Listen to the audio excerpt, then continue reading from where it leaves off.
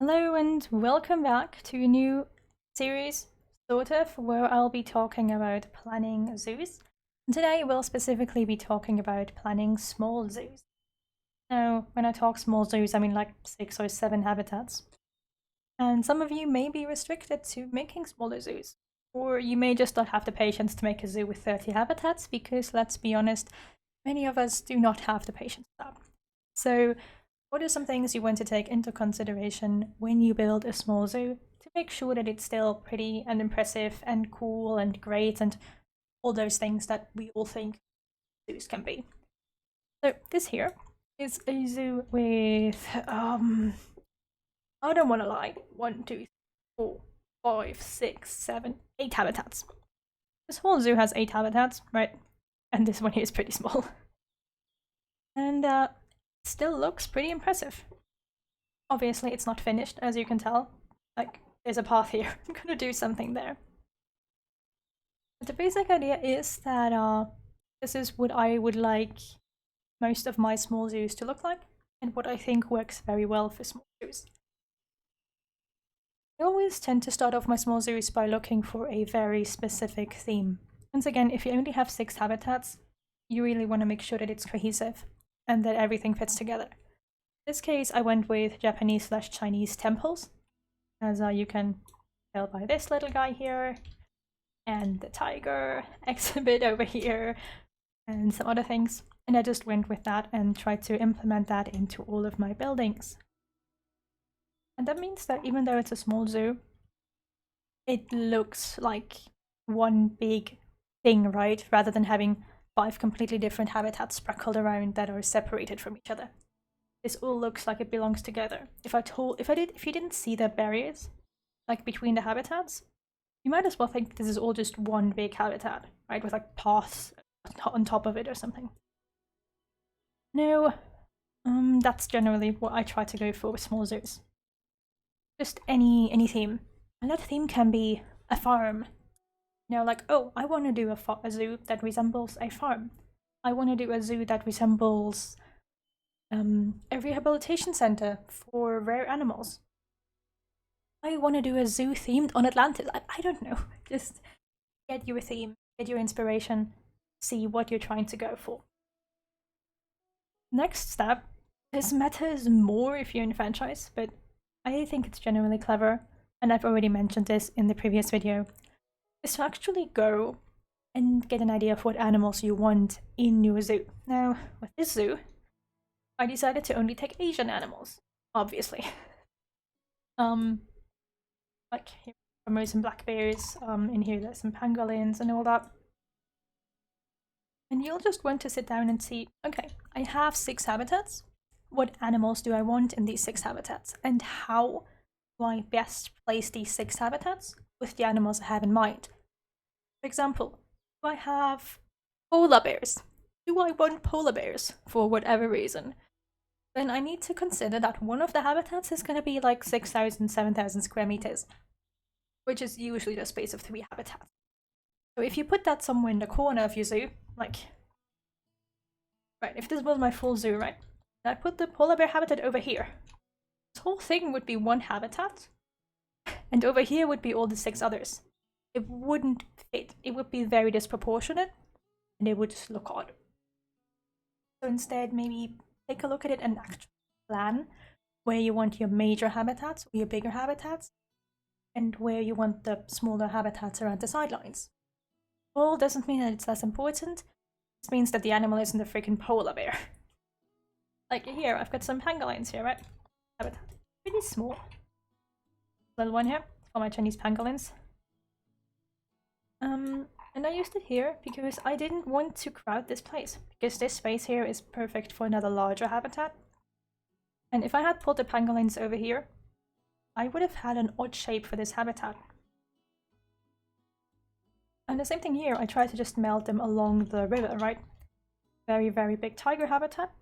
But I figured I placed it in a way that actually makes it kind of flow with the natural shape, instead of putting it outside where I would have like this big lump. I kind of tried to keep everything in its ring shape, balance everything out. Yeah. So what else do you want to consider? Obviously, the animals that you have and which one you want to place where. Have a zoo with 30 animals. It's very likely you'll sort of do themed areas, right?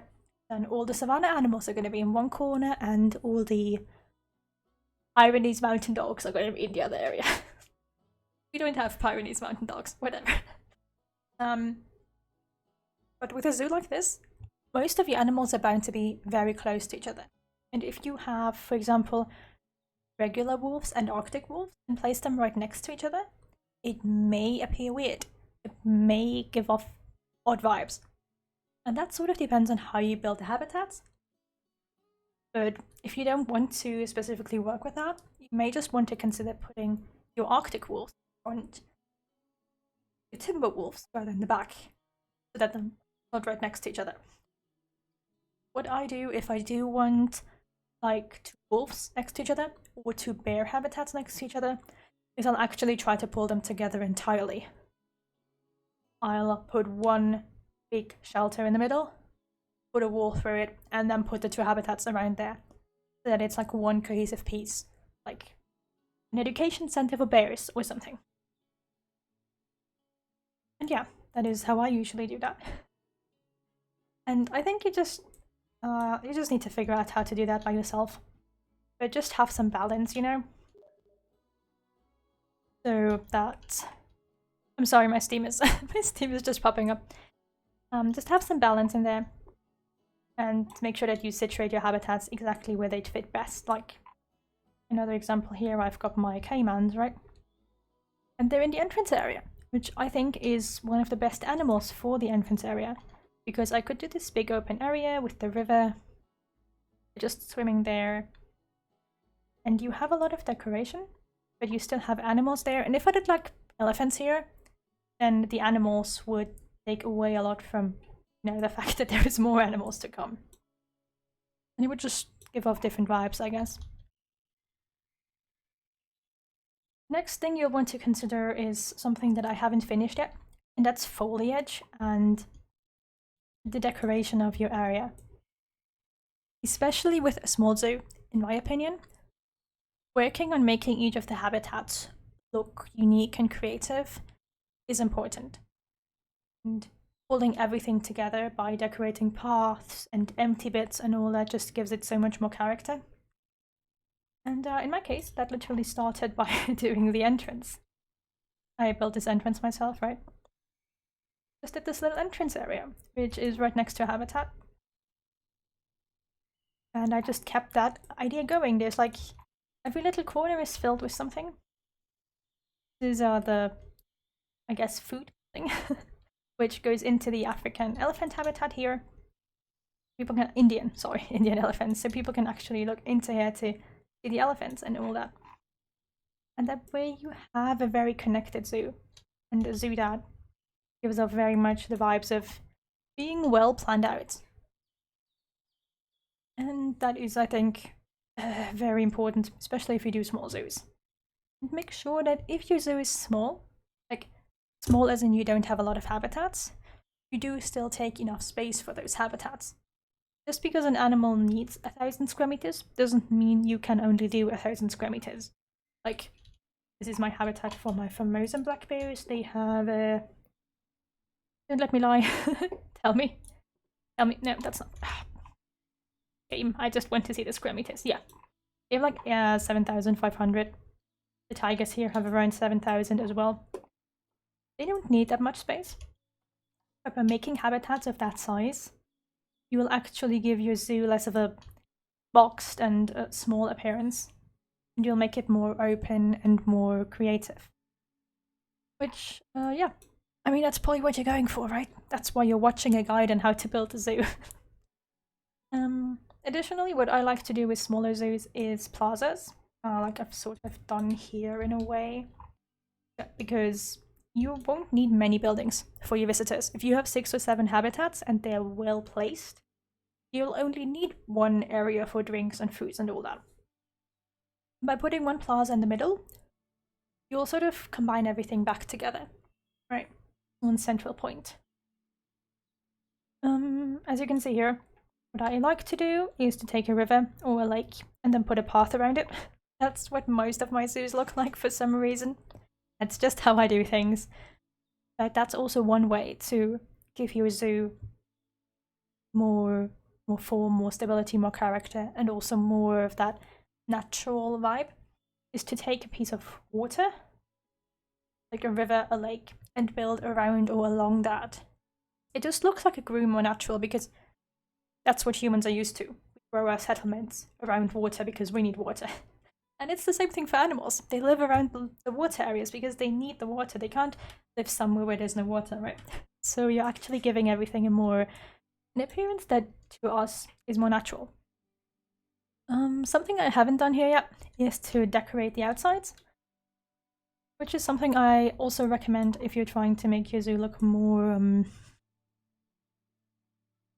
don't know, I guess less like a big black spot on the map, is to take plants and go along the barriers, or go along the borders.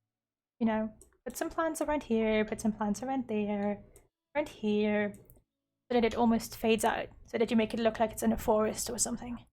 You can also put down some minimalistic houses.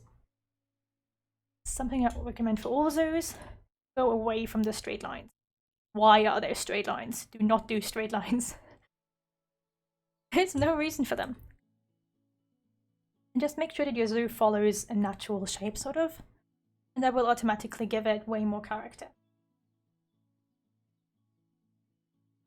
For franchise zoos, additionally, what you'll want to take into consideration with small zoos, of course, is that your budget is generally going to be lower, the amount of CC you make per year is going to be smaller.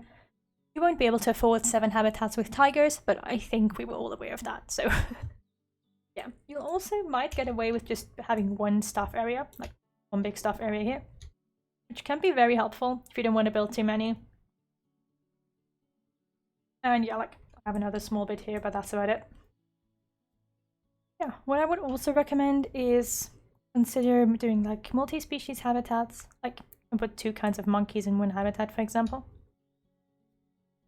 And just really make sure that even if your zoo is small, you put even more work into the details. I've already said that, but just adding a few little things here and now, like here and there, some benches, extra plants that you might not need, that will make your zoo look so much more interesting.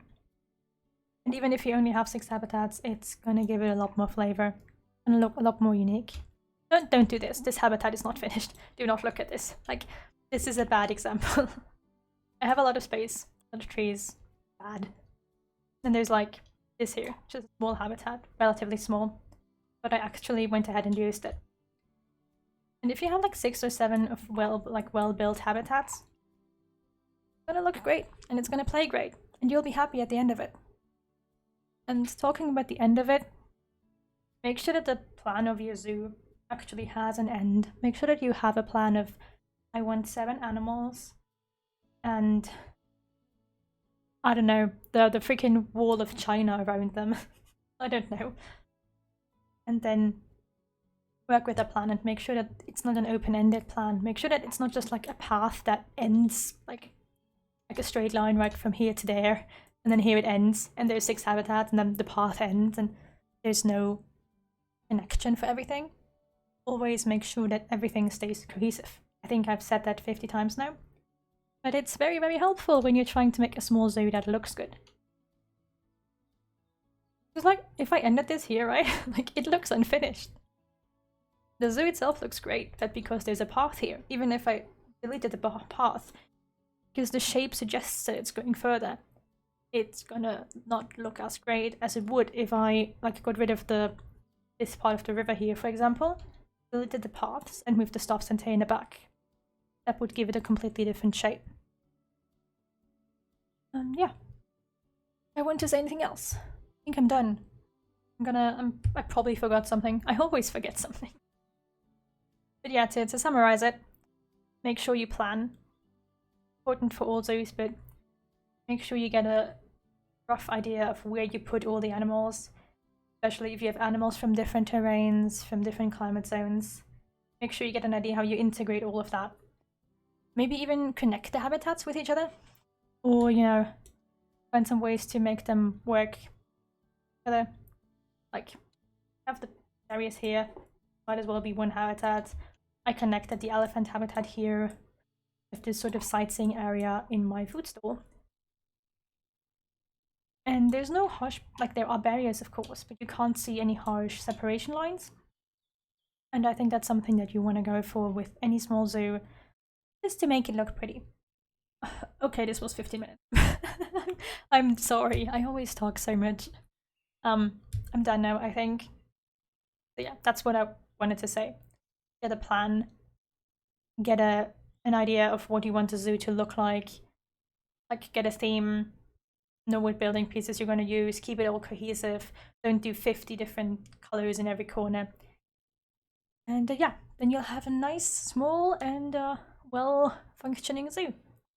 As always, I hope you liked the video, and I hope I'll see you again, either one of my other series or in the next video of this series, where I'll be talking about the opposite of small zoos, mega zoos with like 40, 50 habitats, and how to plan those and what you'll have to take into mind when you build one of those. So yeah, I hope you enjoyed the video, and I'll see you again. Bye!